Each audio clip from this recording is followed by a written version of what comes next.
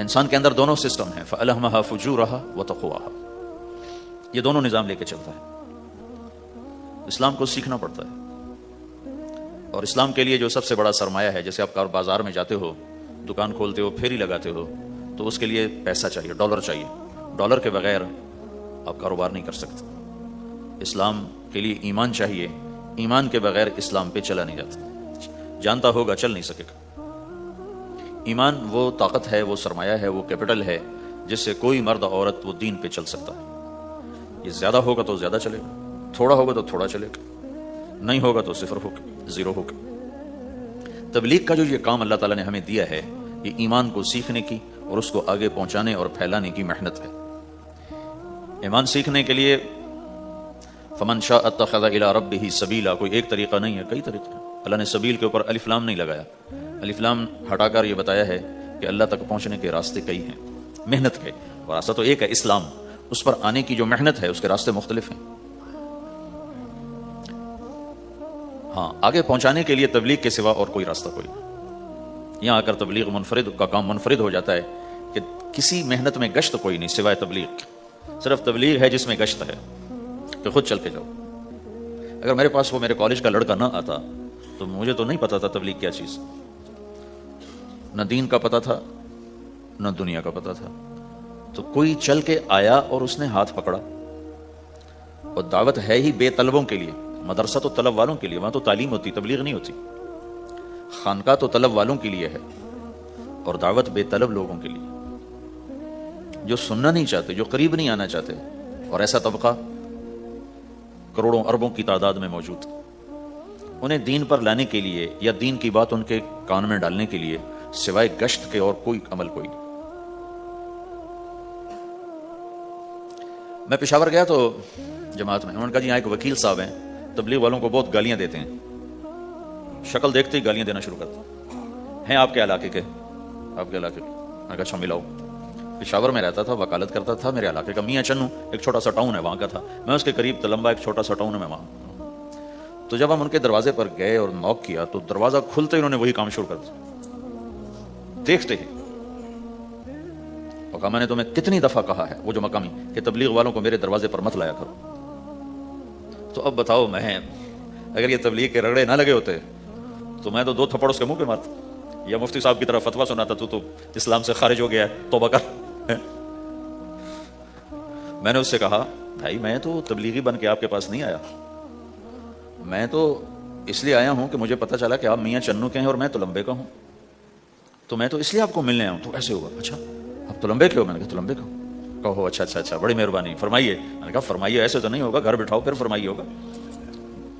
تو اس نے دروازہ کھولا، ہمیں بٹھایا، میں نے کوئی تبلیغ کی بات نہیں کی، چائے وائے پلائی۔ تو میرے والد صاحب اپنے علاقے کے مشہور آدمی تھے، تو جب میں نے اپنا تعارف کرایا تو وہ اور خوش ہو گیا، کہا تو آپ کے باپ کا الیکشن تو میں نے لڑا ہے، انہوں کے لیے ووٹ مانگنا۔ تو ایسا خوش ہو گیا اور کھل گیا، اور چائے پلائی، بات چیت ہوتی رہی۔ تو اٹھتے ہوئے میں نے کہا فلاں مسجد میں ہماری جماعت آئی ہوئی، میں نے کہا چلو آپ کو بتا دوں۔ مغرب کے بیان میں وہ آیا ہوا تھا۔ پھر جتنے دن میں وہاں رہا وہ آتا رہا، میں واپس چلا گیا۔ اس میں کئی سال گزر گئے۔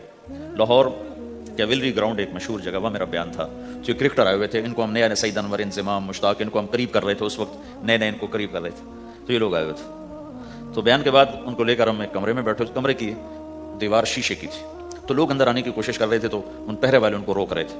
تو اس میں سے ایک آدمی منہ اوپر کر کے میری طرف سے اشارہ کرے، تو میں نے دیکھا تو ایک آدمی کی بڑی داڑھی، اور وہ مجھے ایسے اشارہ کر رہا ہے، میں نے نہیں پہچانا۔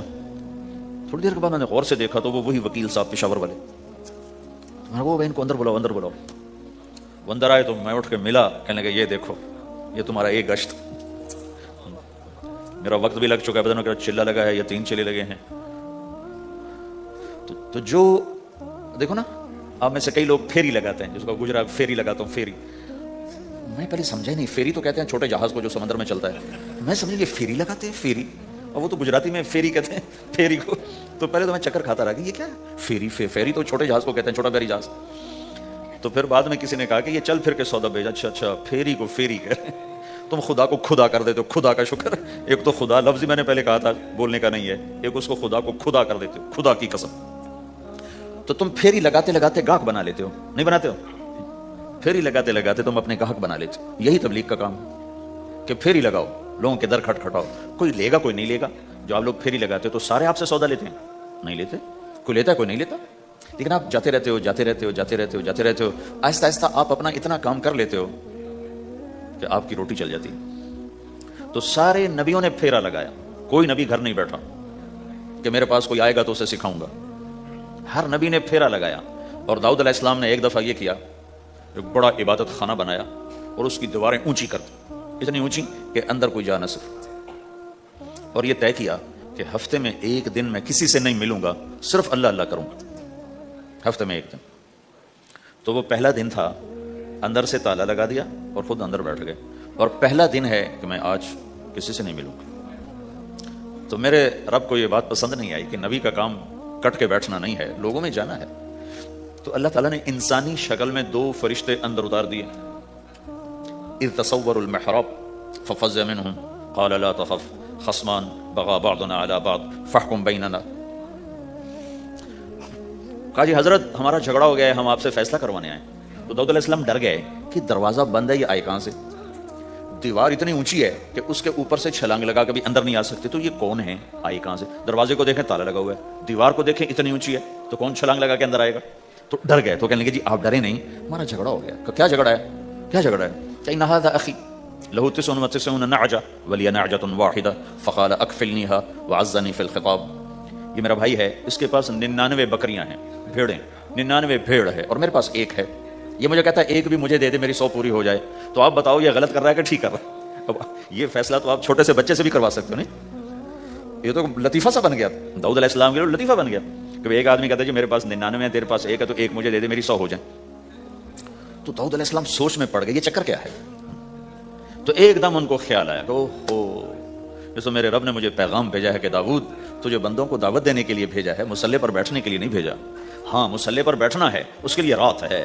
قم اللیل الا قلیلا نصفہ او انقص منہ قلیلا او زد علیہ ورتل القرآن ترتیلا، چل ومن اللیل فتہجد بہ نافلۃ لک عسیٰ ان یبعثک ربک مقاما محمودا، رات ہے آ جاؤ، ان ناشئۃ اللیل ہی اشد وطئا واقوم قیلا، آجا آجا، رات بڑی مزے کی چیز ہے، تو اور میں تنہا، فاذا فرغت فانصب والی ربک فارغب، آ جاؤ۔ تتجافى جنوبهم عن المضاجع يدعون ربهم خوفا وطمعا ومما رزقناهم ينفقون، رات تیری میری، دن میرے بندوں کے لیے، نہیں بیٹھ سکتا، تسبیح پکڑ کے نہیں بیٹھ سکتے ہو۔ تو اس پر داؤد علیہ السلام سجدے میں گرے، آیت سجدہ ہے اس لیے میں نہیں پڑھتا ہوں، سجدے میں گرے اور کہا یا اللہ معافی کر، یا اللہ معاف کر دے، یا اللہ معاف کر دے، میں نے دروازے بند کر لیے، حالانکہ میں یہ میرے منصب کے خلاف تھا، اس پر اللہ سے معافی مانگی۔ تو چل کے جانا نبیوں کی صفت ہے، یہی ہماری صفت ہے۔ اس امت کو یہ کام دیا گیا کہ یہ اوروں کے پاس جا کے اپنا سودا پیش کر، اپنوں کو بھی سنبھالے اور غیروں تک بھی پہنچے۔ نہیں سنتے پھر جاؤ، نہیں سنتے پھر جاؤ، کیونکہ دلوں کا پھیرنا اللہ کے ہاتھ میں ہے، تیرے ذمہ آواز لگانا ہے۔ اللہ تعالیٰ نے تقسیم کر دی، قم اللیل الا قلیلا، رات اللہ کے پاس آ جا، دن میں کیا کر، ان لک فی النہار سبحا طویلا، تیرا دن میں کام بہت زیادہ ہے، سبحا طویلا۔ دعوت کے کام کو تیرنے سے تشبیہ دی ہے، سبح تیرنے کو کہتے ہیں۔ اللہ کے نبی کا ایک گھوڑا تھا جس کا نام تھا سبحا، میں نے بتایا تھا پہلے دن، وہ اتنا تیز چلتا تھا جیسے تیر رہی ہو، اس لیے اللہ کے نبی نے خود اس کا نام سبحا رکھا تھا، تیرنے والا۔ تو تبلیغ کے کام کو تیرنے سے تشبیہ دی کہ آپ نے لمبا تیرنا ہے، اور مکے میں تو پانی کوئی نہیں، تو کہاں تیرنا ہے جی؟ سارے مکے میں پانی کا قطرہ کوئی نہیں زمزم کے کنویں کے سوا، تو تیرنا کہاں ہے؟ یہ اس دعوت کے کام کی بڑی خوبصورت تصویر ہے، سبحا طویلا۔ حالانکہ اللہ فرماتا ہے ان لک فی النہار شغلا طویلا عملا عظیما جہدا طویلا، لیکن سبحا طویلا۔ جو آدمی چل رہا ہوتا ہے اگر وہ بیٹھ جائے تو کوئی نقصان تو کوئی نہیں، گاڑی چلا رہا ہے کہیں گاڑی روک لے تو کوئی نقصان تو کوئی نہیں، تھوڑی دیر سے پہنچ جائے گا، کہیں گاڑی کھڑی کر کے کافی پینے لگ گیا تو کوئی مسئلہ تو کوئی نہیں ہے، آدھا گھنٹہ دیر سے گھر پہنچ جائے گا۔ تیرنے والا پانی میں اتر گیا، اب یہ رک سکتا ہے؟ کیوں بھائی؟ اگر یہ کافی پینے کا ارادہ کرے تو کہاں جائے گا؟ تو مچھلی کے پیٹ میں جائے گا۔ پانی میں اترنے کے بعد اختیار ختم ہے، اب تیرنا ہے، کہاں تک؟ دوسرا کنارہ جب تک ہاتھ میں نہیں آتا تیرنا ہے، سبحا طویلا، جب تک آخرت کا کنارہ ہاتھ میں نہیں آتا۔ اے میرے نبی تجھے دعوت کا کام کرتے ہی رہنا ہے، کرتے ہی رہنا ہے، کرتے ہی رہنا ہے، تیری چھٹی کوئی نہیں۔ سبحا میں یہ اشارہ تھا کہ چھٹی کوئی نہیں، یہ موت تک کا کام ہے، واعبد ربک حتی یاتیک الیقین۔ آئے ہائے جب یہ آیت اتری یا ایھا المدثر قم فانذر وربک فکبر، اے میرے محبوب اٹھ جا، اٹھ جا، میرا پیغام سنا، تو لیٹا ہوا ہے. تو اس پر آپ نے کہا خدیجہ انقطع ایام النوم والراحہ، میرے آرام کے دن چلے گئے، میرے سونے کے دن چلے گئے، میرے رب نے مجھے کہا ہے اٹھ جا اور میرا پیغام سنا.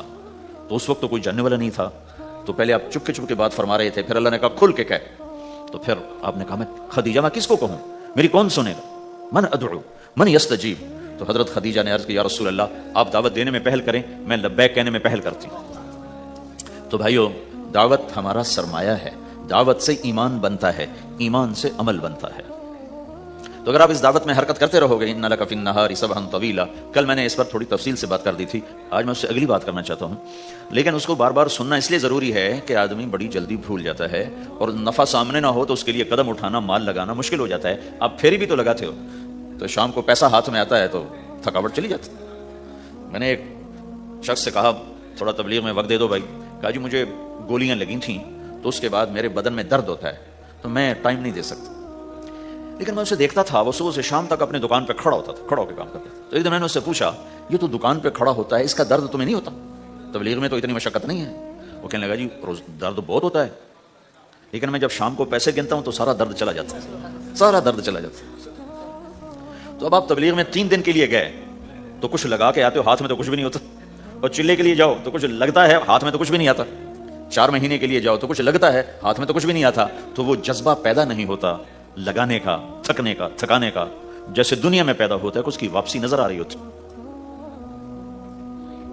تو اس لیے بار بار ضرورت ہے اس کو سننے اور سنانے کی کہ اللہ نے اس امت کو یہ منصب دیا ہے، کنتم خیر امت اخرجت للناس، تم سب سے بہترین امت ہو، تمہیں نکالا گیا ہے. کیا کرتے ہو؟ تأمرون بالمعروف وتنہون عن المنکر وتؤمنون باللہ، بھلائی کی بات کرتے ہو، برائی سے روکتے ہو، صلہ مجھ سے لیتے ہو. تؤمنون باللہ، صلہ مجھ سے لیتے ہو، اللہ پہ ایمان لاتے ہو. کل بھی میں نے کہا تھا کہ ہر مسلمان کے ذمہ دعوت ہے، عمل کرے یا نہ کرے. آج پھر اس کو دوہرا رہا ہوں کہ عمل کرے یا نہ کرے، اوروں کو دعوت دینا ہر مسلمان کے ذمہ ہے. اللہ تعالیٰ نے بنو اسرائیل کے بارے میں کہا میری تم پہ لعنت ہے. لعن الذین کفروا من بنی اسرائیل علی لسان داود و عیسی ابن مریم، اے داود اے عیسیٰ ان پر لعنت بھیجو. کتنا سخت اللہ کا فرمان ہے. اچھا کیوں، کس لیے؟ اللہ نے دو جرم بتائے. ذلک بما عصوا وکانوا یعتدون، یہ بہت نافرمان ہو چکے ہیں، بہت نافرمان ہو چکے ہیں. ایک اس کی وجہ سے ان پر اللہ کی لعنت. دوسرا کیا ہے؟ کانوا لا یتناہون عن منکر فعلوہ، جو گناہ خود کر رہے ہوتے ہیں اس سے اوروں کو نہیں روکتے. کانوا لا یتناہون، نہیں روکتے تھے، عن منکر، اس گناہ سے، فعلوہ، جسے وہ خود کر رہے ہوتے تھے. تو اس سے پتہ چلا کہ اگر کوئی نافرمانی بھی کر رہا ہے تو کسی کو اگر دیکھتا ہے نافرمانی کرتے تو اسے سمجھانا اس کے ذمے ہے. یعنی اللہ تعالیٰ نے اللہ یوں کہہ رہا ہے کہ کم وقت خود تو برائی کر رہا تھا تو کسی کو روکتا تو صحیح. دونوں ہی کام نہیں کیے، نہ خود چھوڑا نہ کسی اور کو روکا. تو بھائیو حرکت کرتے رہنا، اس حرکت میں بڑی طاقت ہے. ساری کائنات حرکت میں، اگر رک جائے تو بھائی زمین حرکت کر رہی ہے، سورج حرکت کر رہا ہے، چاند ستارے ہر شے حرکت میں. تمہاری زمین 66,000 کلومیٹر فی گھنٹہ کی رفتار سے روزانہ بھاگی جا رہی. پتہ چلا کہ پاناما میں دونوں سمندروں کے 66,000 کلومیٹر فی گھنٹہ کی رفتار سے دوڑا جا رہا ہے. تمہارا سورج 6 لاکھ میل 9 لاکھ کلومیٹر فی گھنٹہ کی رفتار سے دوڑتا جا رہا ہے. حرکت کے ساتھ زندگی ہے، حرکت ختم ہوگی زندگی ختم ہو جائے گی. اب لوگوں نے حرکت کی، اپنے ملکوں کو چھوڑ کر آئے، اللہ نے آپ کو روزگار دے دیا، باعزت روزگار دے دیا. تو بھائیو اللہ کے دین کے لیے حرکت کرتے رہنا، عمل بھی آ جائے گا انشاءاللہ. ایک دن دیکھو گے زندگی بدلے گی. ہمارے بزرگ سے ساتھی فوت ہو گئے تو ان کا بیٹا PIA میں کیپٹن تھا، جہاز اڑاتا تھا. تو انہوں نے کہا بیٹا نماز پڑھ لیا کر. کہا ابا فرصت نہیں ملتی، بہت کام ہوتی. کہا اچھا چلو نماز کے وقت ایک آدمی کو دعوت دے دیا کر، 5 نمازیں ہیں، 5 دفعہ دعوت دے دیا کر. وہ کہنے لگا میں دعوت دوں؟ خود تو میں پڑھتا نہیں، دوسرے کو کیسے دعوت دوں؟ کہا بیٹا ایک تو میری مان لے، نماز کا انکار کیا ہے تو یہ تو مان لے کہ چلو کسی کو کہہ دیا کر کے بھائی نماز پڑھا کرو. کہا چلو یہ تو آسان ہے، میں کہہ دوں گا. تو اس نے اپنے ابا کی بات مان لی، ہر نماز پہ 1-2 کو کہہ دیتا بھائی نماز پڑھا کرو. اس کے والد فوج میں جرنیل تھے، یہ کیپٹن تھا، دونوں کی ملاقات نہیں ہوئی. 6 مہینے بعد باپ بیٹا کی ملاقات ہوئی تو دیکھا تو کپتان صاحب کی داڑھی بھی اور ماتھے پہ محراب بھی. انہوں نے کہا بیٹا یہ کیا ہوا؟ کہا آپ نے مجھے پھنسا دیا. وہ جب میں لوگوں کو کہتا رہا تو میرے اپنے اوپر اثر ہونا شروع ہو گیا کہ میں اپنے آپ کو ملامت کرنے لگا کہ اوروں کو تو کہہ رہا ہے، خود تو پڑھتا نہیں. کہ اس نے مجھے کھڑا کیا اور میں نماز پہ آیا. پھر ایک دن شیو کرنے لگا, شیشے میں کھڑا دیکھ رہا تھا, تو میں نے کہا جب اللہ کو سجدہ کر رہا ہوں تو چہرے پہ نبی کی سنت بھی ہونی چاہیے, تو میں نے سیفٹی بھی پھینک دی, میں داڑھی بھی رکھ لی. تو تبلیغ کا کام کرتے رہنا, ہم فرشتے نہیں بن سکتے. ایک دفعہ ایک آدمی نے میرے اوپر بڑی چڑھائی کی, تم تبلیغ والے منافق ہو, کہتے کچھ ہو کرتے کچھ ہو, تمہارے قول اور فعل میں بہت فرق ہے, بہت. جب ان کا غصہ اتر گیا تو میں نے ان سے کہا بھائی 100 نمبر تو اللہ نے بھی نہیں مانگے, آپ کیوں مانگتے ہو؟ اللہ نے کہا ہے فمن ثقلت موازینہ, جس کی نیکیاں بڑھ جائیں گی, گناہ تھوڑے ہوں گے تو پاس کر دوں گا. تو 100 نمبر تو اللہ نے بھی نہیں کہا کہ ایک گناہ تیرے کھاتے میں نہیں ہونا چاہیے. 100/100 نمبر لے گا تو جنت دوں گا, نہیں تو ریپٹ مار کے جہنم میں ڈالوں گا. تو 100 نمبر تو اللہ بھی نہیں مانگتا, اسے پتا ہے میرا بندہ کمزور ہے, کبھی گناہ کرے گا کبھی نیکی کرے گا. تو وہ کہتا ہے جس کے پاس 51 نیکیاں ہوئیں اور 50 گناہ ہوئے تو لوں گا تو 51 جھک جائیں گے نا, 50 معاف. مثال دے رہا ہوں میں. ہمارے علاقے میں ایک زمیندار تھے, وہ ذکر بھی بہت کرتے تھے, گالیاں بھی بہت دیتے تھے. ادھر سبحان اللہ تیرے فلانے الحمدللہ کے ساتھ ایک پھکڑ تولتے تھے. ساری زندگی وہ ایسا ہی کرتے رہے. جب وہ فوت ہو گئے تو کسی نے ان کو دیکھا تو انہوں نے پوچھا کہ میاں صاحب آپ کے ساتھ کیا ہوا, آپ تو گالیاں بہت دیتے تھے. خود انہیں پوچھ رہے آپ تو گالیاں بہت دیتے تھے, تو آپ کے ساتھ کیا ہوا؟ کہ اللہ تعالیٰ نے میرے ذکر اور میری گالیوں کو تولا, تو میرا ذکر بڑھ گیا تو میری بخشش ہو گئی. اللہ نے بھی کاؤنٹنگ رکھی ہے, پرفیکشن مانگی نہیں. اگر اللہ پرفیکشن مانگتا تو پھر آپ کہتے تم کرتے کچھ ہو کہتے کچھ ہو. اگر میں کہتا صحیح ہوں تو ایک نیکی تو کر رہا ہوں, اور کرتا نہیں ہوں تو ایک گناہ کر رہا ہوں. کیا پتا میرا رب میرے کہنے کے تو فعل میرے نہ کرنے کو معاف کر دے.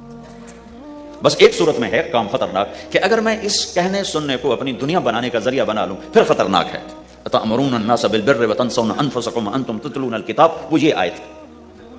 لیکن اگر میرے اندر اخلاص ہے تو پھر میں انسان ہوں, کبھی اچھا کروں گا کبھی برا کروں گا, لیکن میرے ذمہ صدا لگانا ہے.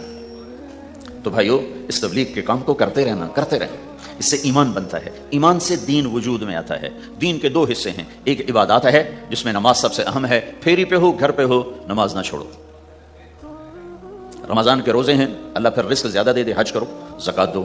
لیکن عبادات بڑی محدود ہیں اور اس میں کثرت اللہ نے مطالبہ بھی نہیں کیا, بلکہ اللہ تعالیٰ نے اس میں اعتدال ہی کو پسند فرمایا ہے. اللہ تعالیٰ نے ہمارے نبی لمبی لمبی نمازیں پڑھتے تھے تو اللہ تعالیٰ نے روک دیا کہ ما انزلنا علیک القرآن لتشقی, میرے نبی میں نے تمہیں قرآن اس لیے نہیں دیا کہ تو لمبی لمبی نمازیں پڑھ کے تھکتا رہے, درمیانہ چل درمیانہ چل.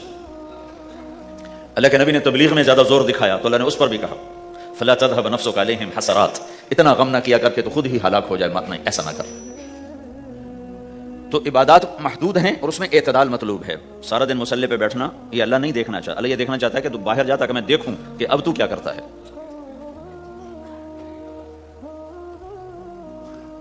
دوسرا حصہ اس کا اخلاقیات ہیں, آپس کی معاشرت ہے.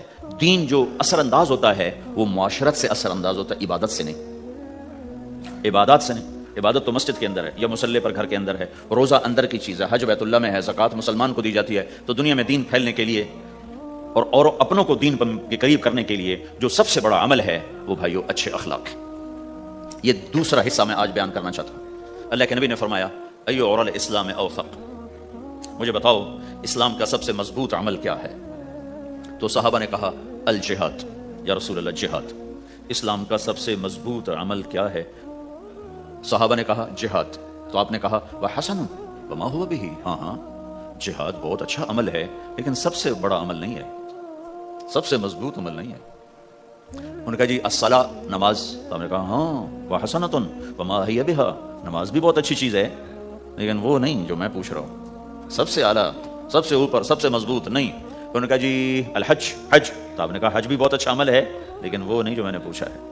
پھر صحابہ نے کہا جی روزہ, آپ کا روزہ بھی بہت اچھا ہے لیکن وہ نہیں جو میں نے پوچھا ہے. تو پھر صحابہ نے کہا یا رسول اللہ پھر آپ ہی بتائیں, ہمیں تو نہیں پتا. تو ہمارے نبی عبادات سے اوپر لا رہے ہیں, اپنے ساتھیوں کو عبادات پہ قائم کر دیا. ہر آدمی نمازی بن چکا ہے, ہر آدمی روزے دار بن چکا ہے, ہر آدمی مالدار زکات دینے والا بن چکا ہے, اور ہر آدمی حج کا جذبہ پیدا کر چکا ہے. اب آپ ان کو اخلاق پہ لانا چاہتے ہیں, چونکہ اسلام کی تکمیل اخلاق سے ہے. اسلام کو تشبیہ دی گئی ہے گھر کے ساتھ, بنی الاسلام علی خمس. تو بنیا کا لفظ عمارت پر بولا جاتا ہے. تو اسلام کی بنیاد میں ہے کلمہ, نماز, روزہ, حج, زکات. اگر اس مسجد کی بنیادیں بھر دی جائیں تو اس کو مسجد تو نہیں کہیں گے نا. ہاں جی بنیادیں ڈال دی ہیں, چھت ڈالنی ہے. جب چھت پڑے گی تو پھر یہ مسجد کہلائے گی. تو اسلام کی بنیاد قائم ہو چکی تھی, اب آپ چھت ڈالنا چاہتے تھے. چھت کیا ہے؟ وہ اچھے اخلاق ہیں. تو اب آپ ان کو اوپر لا رہے ہیں, اوپر لا رہے ہیں. تو آپ نے جب پوچھا تو انہوں نے وہی کہا جو انہوں نے ابھی سیکھا تھا, نماز, روزہ, جہاد, حج.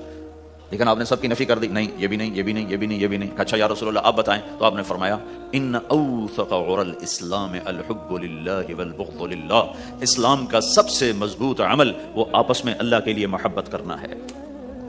اسلام کا سب سے مضبوط عمل وہ آپس میں اللہ کے لیے محبت کرنا ہے. اسلام کا سب سے مضبوط عمل وہ محبت ہے. اللہ کے لیے بغض ہے، اللہ کے لیے محبت ہے، یہ اسلام کا سب سے مضبوط عمل ہے. تو بھائیو یہ چھوٹا سا معاشرہ اسلامی بن جائے، اس کے لیے بنیاد میں نے پہلے بتا دی، اب چھت بتا رہا ہوں، وہ ہیں اچھے اخلاق. اللہ تعالیٰ نے جب ہمارے نبی نے نماز لمبی پڑھی تو اللہ نے کہا درمیانی پڑھو. میں نے ابھی بتایا تبلیغ میں دکھ زیادہ جھیلا تو اللہ نے کہا درمیانہ چلو. لیکن جب اللہ کے نبی نے اخلاق بلند کیے، اخلاق، تو اس پر بھی اللہ تعالیٰ فرماتا میرے نبی ذرا اتنا نرم نہ ہو، تھوڑا سا سختی دکھا، آنکھیں دکھا، تھوڑا شوشاں کر. ہیں تو میرے رب نے کیا کہا؟ واہ، میرے رب نے آپ کے اخلاق کی جیسی تعریف کی ہے آپ کے کسی عمل کی ایسی تعریف نہیں کی. نماز کو کہا معتدل، اعتدال، دعوت کو کہا اعتدال، اور اخلاق کو کیا کہا؟ انک لعلی خلق عظیم. اور اس کو طاقت پہنچائی قسم اٹھا کے، نون. پھر قسم اٹھائی قلم کی جو علم کا ذریعہ ہے، والقلم وما یسطرون، مجھے قسم ہے قلم اور اس کی تحریر کی. ما انت بنعمت ربک بمجنون وان لک لاجرا غیر ممنون. ان دو آیتوں کو چھوڑ کر اگلی جو آیت آ رہی وانک لعلی خلق عظیم، اے میرے محبوب میں قسم اٹھاتا ہوں قلم اور اس کی تحریر کی، تیرے اخلاق بڑے عالی شان ہیں. یہ نہیں کہا تیرے اخلاق بڑے عالی ہیں، انک لعلی، علا، علا کا یہاں بہت عظیم الشان کردار ہے. علا یہ بتا رہا ہے کہ اے میرے نبی جتنے اخلاق تصور کیے جا سکتے ہیں وہ سب تیرے تابع ہو چکے ہیں، اور تو ان پہ سوار ہو چکا ہے، تو ان پہ چھا چکا ہے. علا چھا جانے کے لیے ہوتا ہے کہ تمام اخلاق تیرے غلام ہو چکے ہیں. ایک دفعہ آپ نے فرمایا اچھے اخلاق 360 قسم ہیں، 360 قسم، 360 صفات کا مجموعہ اچھے اخلاق. کوئی ایک صفت کسی کو مل گئی تو جنت میں چلا جائے گا. تو ابو بکر رضی اللہ عنہ سامنے بیٹھے تھے، کہنے لگے یا رسول اللہ افی منھا شیء، ان 360 میں کوئی میرے اندر بھی کچھ ہے؟ تو آپ نے کہا تیرے اندر سارے کا سارا، کوئی کمی کوئی نہیں، پورے. یہ آپ نے اور کسی کو نہیں کہا، صرف آپ نے یہ ابو بکر سے فرمایا کہ ابو بکر تیرے اندر پورے اخلاق 360. تو بھائیو آپس کی محبت اور اچھے اخلاق یہ اسلام کا سب سے چوٹی کا سبق، سب سے اعلیٰ درجے کا سبق. اب ایک حدیث میں جو حدیث جبریل کہلاتی ہے، وہ انسانی شکل میں آ کر پوچھتے ہیں یا رسول اللہ اسلام کیا ہے؟ تو آپ کہتے ہیں کلمہ، نماز، روزہ، حج، زکوٰۃ، یہ اسلام ہے. یہی سوال اب آخری حج کا موقع آ چکا ہے، اب اسلام 9 سال آگے، 10 سال آگے جا چکا ہے اور اس کی شکل مکمل ہو چکی ہے. تو عمر بن عبسہ رضی اللہ تعالیٰ عنہ یہ آخری حج کے موقع پر آپ سے ملتے ہیں اور آ کر آپ سے پوچھتے ہیں یا رسول اللہ مل اسلام. سوال ایک ہے، مل اسلام. شروع میں مدینے کے داخلے کے شروع میں جبریل انسانی شکل میں آتے ہیں اور کہتے ہیں مل اسلام، اسلام کیا ہے؟ تو آپ کہتے ہیں کلمہ، نماز، روزہ، حج، زکوٰۃ. اب یہی سوال 10 سال کے بعد یا 9 سال کے بعد عمر بن عبسہ کہتے ہیں یا رسول اللہ مل اسلام، اسلام کیا ہے؟ تو اب جواب سنو. آپ نے فرمایا اطعام الطعام وطیب الکلام، میٹھا بول بولنا اور کھانا کھلانا. کسی سے میٹھا بول بولنا کتنا عظیم ہے میرے نبی کی، میرے اللہ کی بارگاہ میں، کہ آپ نے فرمایا ابتسامک فی وجہ اخیک صدقہ. تو اگر کسی مسلمان کو ہنس کے مل لے تو یہ بھی تیرے لیے صدقے کا ثواب، صدقہ لکھا جائے گا. جبریل کہتے ہیں یا رسول اللہ مل ایمان، ایمان کیا ہے؟ تو آپ فرماتے ہیں اللہ کو ماننا، فرشتوں کو ماننا، نبیوں کو ماننا، کتابوں کو ماننا، تقدیر کو ماننا، موت کے بعد کی زندگی کا اقرار کرنا. ان تؤمن باللہ وملائکتہ وکتبہ ورسلہ وبالبعث بعد الموت، یہ ہے ابتدائی جواب. اب یہی سوال عمر بن عبسہ کرتے ہیں 9 سال کے بعد یا رسول اللہ مل ایمان، ایمان کیا ہے؟ تو آپ نے فرمایا الصبر والسماحہ، صبر کرنا، معاف کرنا. سوال ایک ہے، جواب 2 ہیں. کیوں؟ کہ جگہ اور نوعیت بدل چکی ہے. ابتدائی اسلام ہے تو عبادات بتائی جا رہی ہیں، انتہائی اسلام ہے تو اخلاق بتائے جا رہے ہیں. کہ اے عمر ایمان کیا ہے؟ صبر کرنا، معاف کرنا، صبر کرنا، معاف کرنا. تو بھائیو جو ہمارا معاشرہ بنے گا اسلامی، گھر میں باہر، وہ بنے گا اچھے اخلاق سے، عبادت سے نہیں، علم سے نہیں، تبلیغ سے نہیں، وہ بنے گا اچھے اخلاق سے، میٹھے بول بولنے سے، درگزر کرنے سے، معاف کرنے سے، سہ جانے سے، اور بازار میں سچائی. بازار میں میٹھا بول نہیں، وہ تو ہر تاجر مسکرا کے ملتا ہے، ہاں وہ تو کاروبار ہے مسکرانا. سچا بول، الصدق ینجی والکذب یہلک، میرے نبی نے فرمایا سچ نجات دیتا ہے اور جھوٹ ہلاک کر دیتا ہے. تو بازار کے اخلاق ہیں صحیح بولنا، صحیح تولنا، دھوکہ نہ دینا. میرے نبی سے پوچھا گیا یا رسول اللہ مسلمان بزدل ہو سکتا ہے، ڈرپوک؟ آپ نے کہا ہو سکتا ہے. کہ یا رسول اللہ مسلمان بخیل ہو سکتا ہے، بخیل، کنجوس؟ آپ نے کہا ہو سکتا ہے. کہ یا رسول اللہ مسلمان جھوٹ بول سکتا ہے؟ آپ نے کہا جھوٹ نہیں بول سکتا. آپ نے فرمایا میں اپنے امت میں ہر عیب کی توقع رکھتا ہوں کہ میرا امتی ہر گناہ کر سکتا ہے لیکن دو کام نہیں کر سکے گا اگر وہ میرا امتی ہے، ایک جھوٹ کبھی نہیں بولے گا، ایک دھوکہ کبھی نہیں دے گا، اور یہ دونوں کام ہمارے پورے عروج پر ہیں۔ تو مسلمان دھوکہ نہیں دیتا کسی کو، مسلمان جھوٹ نہیں بولتا۔ تو اللہ کے نبی نے یہ نہیں فرمایا جو نماز نہیں پڑھتا وہ میرے سے، وہ مجھ سے نہیں ہے، میری امت میں سے نہیں، جو روزہ نہیں رکھتا میری امت میں سے نہیں ہے، زکوٰۃ نہیں دیتا میری امت میں سے، یہ نہیں کہا۔ آپ نے کہا من غش فلیس منا، جس نے کسی کو دھوکہ دیا وہ میری امت میں سے نہیں ہے، میری امت سے خارج۔ تو آپ کی تجارت پاناما میں ایسی تجارت ہو کہ وہ اسلام کا بولتا ثبوت بن جائے، آپ کی جاب ہے تو ایسی ہو کہ اسلام کی پورا انڈونیشیا جو مسلمان ہوا ہے مسلمان تاجروں کی تجارت سے مسلمان ہو، ملائیشیا، انڈونیشیا، فلپائن، ان علاقوں میں جتنا اسلام پھیلا ہے یہ تاجروں کی محنت سے پھیلا ہے۔ کہاں کے تاجر؟ یمن کے عرب تاجر، ان کے عالی اخلاق، ان کا سچا بول، ان کا صحیح ترازو، اس نے لوگوں کے قلوب کو پھیر دیا کہ یہ پیسے کا غلام نہیں ہے۔ تو ہماری تجارت اس لیے نہیں کہ ہم پیسہ بنائیں، ہماری تجارت اس لیے کہ ہم تجارت میں اللہ کے احکام زندہ کریں، جس میں سب سے بڑا حکم سچ بولنا ہے اور دھوکے سے بچنا ہے، اور غلط کاروبار سے، غلط کام سے بچنا ہے۔ صرف ہم پیسہ نہیں کماتے، ہم اللہ کا امر دیکھتے ہیں کہ اگر میرے اللہ کے حکم کے مطابق ہے تو ٹھیک، اگر اس کے مطابق ہم چھوڑ دیں تو بھائیو اپنی پہچان کرواؤ سچائی کے ساتھ، دیانت کے ساتھ، دھوکے سے بچتے ہوئے۔ ایک تاجر مجھے بڑے فخر سے بتا رہا، فیصلہ آباد کی بات، کہ جی میں صبح صبح قرآن پڑھ رہا تھا دکان پہ بیٹھا ہوا، کپڑے کا تاجر، تو ایک گاہک آ گیا، کہا جی آپ قرآن پڑھ رہے ہو، بھلے آدمی لگتے ہو، تو میں نے بیٹی کے جہیز کے لیے کپڑا خریدنا ہے، تو میں نے کہا آپ سے خرید لیتا ہوں۔ تو وہ پھر ہنس کے کہنا جی میں نے جی 16 روپے میٹر والا کپڑا 48 روپے میٹر میں بیچ دیا۔ میں نے کہا واہ بھائی واہ، قرآن کی قیمت بڑی تھوڑی لگائی تھی۔ ہائے ہائے ہائے ہائے، اس کو شرم بھی نہیں آ رہی اس بات پر، احساس ہی کوئی نہیں کہ اس نے قرآن پڑھتے دیکھ کر اعتماد کیا اور اس نے قرآن سے ہی اس کو دھوکہ دیا کہ پورے بازار میں 16 روپے گز ہے وہ کپڑا، وہ 48 روپے اس کو بیچ رہا ہے۔ اگر اپنے نبی کی بات سنو، آپ نے کہا سچا تاجر قیامت کے دن نبیوں کے ساتھ کھڑا کیا جائے گا۔ کیوں؟ کہ ہر موقع پہ جھوٹ بولا جا سکتا ہے، پروفٹ کمایا جا سکتا ہے، دھوکہ دیا جا سکتا ہے، فراڈ کیا جا سکتا ہے، اور اس سے بچتا ہے بچتا ہے بچتا ہے بچتا ہے، نہ اپنوں کو دھوکہ دیتا ہے نہ غیروں کو دھوکہ دیتا ہے۔ جب انگریز کا دور تھا تو وہ ایک دلی میں ایک جیب کترا تھا، جیب کاٹنے والا، تو وہ یہ سکھایا کرتا تھا لڑکوں کو، پھر ان کو بھیجتا تھا، تو اس کا ایک چیلا شام کو صرف 2 روپے لے کر آیا، 2 روپے لے کر۔ تو اس نے کہا بے وقوف، آج سارے دن کی کمائی 2 روپے؟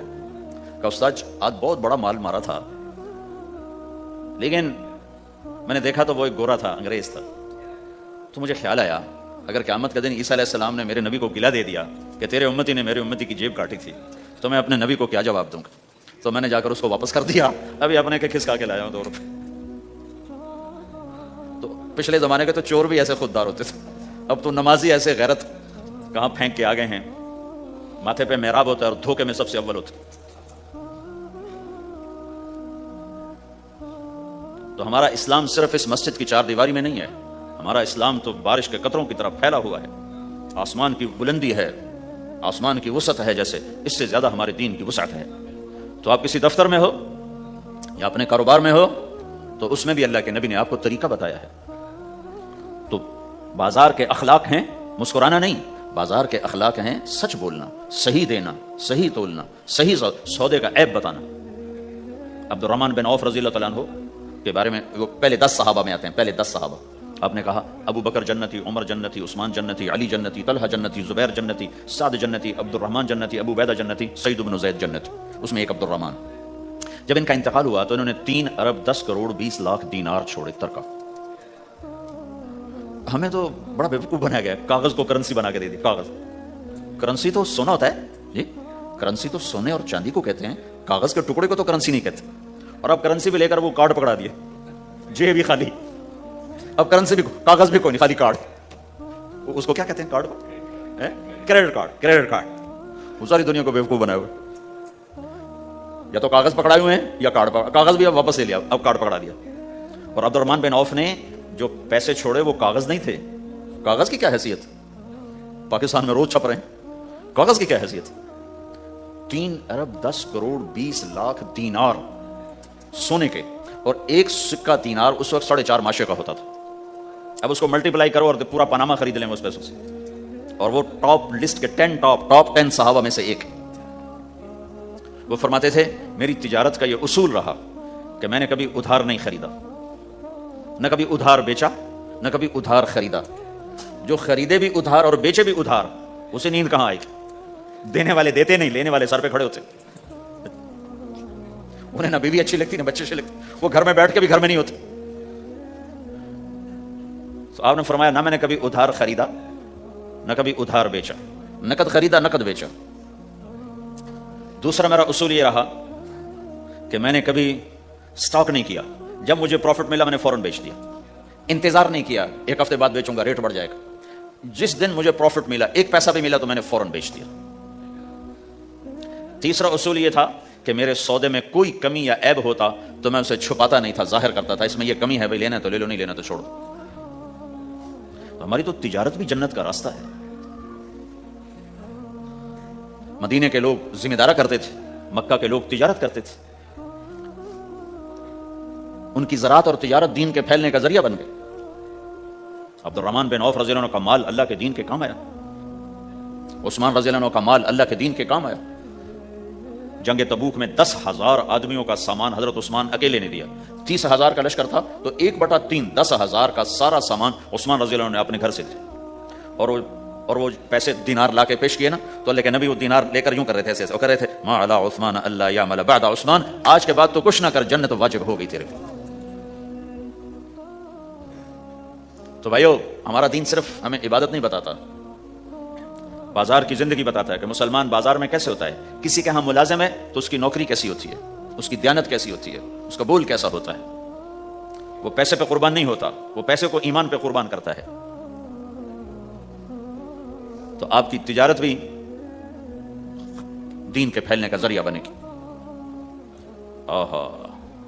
صرف نماز سے گناہ معاف نہیں ہوتے. مسلم شریف کی روایت ہے من امسا کالن بعمل یدہ امسا مغفورا لہ، جو صبح سے شام تک روزی کماتے کماتے حلال حلال حلال حلال، جھوٹ والی نہیں، کھوٹ والی نہیں، خیانت والی نہیں، حرام چیز نہیں. حرام چیز کا بیچنا بھی حرام ہے، خریدنا بھی حرام ہے، اس کا پروفٹ بھی حرام ہے. جس گھر میں حرام پیسہ جائے گا وہاں سکھ کبھی نہیں آئے گا. چیزیں آ جائیں گی، چین نکل جائے گا. 1960 کی دہائی میں ایک پاکستان کا افسر تھا. اس نے 1960 میں لوگوں کے پاس 100 روپے مشکل سے ہوتے تھے. اس نے اس زمانے میں کروڑوں روپے جمع کیے رشوت سے. بہت بڑی پوسٹ پر تھے.